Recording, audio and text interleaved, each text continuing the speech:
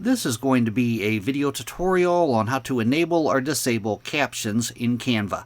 I will be using a desktop PC for this.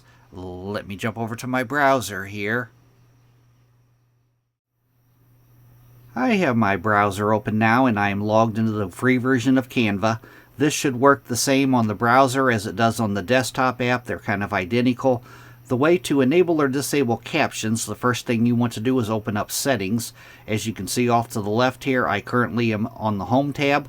If I go straight down to the bottom, I have a little profile icon here. I'm going to click on the little profile icon. Then I'm going to go up to where it says Settings, and I'm going to click on Settings. Now on this page that opens up, the pane off to the left-hand side here, you want to click on Accessibility. And under Accessibility, right down here, Captions.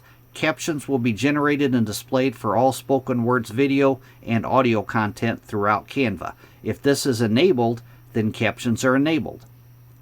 If it is disabled, then captions are disabled. That is how to enable or disable captions in Canva. Thanks for watching.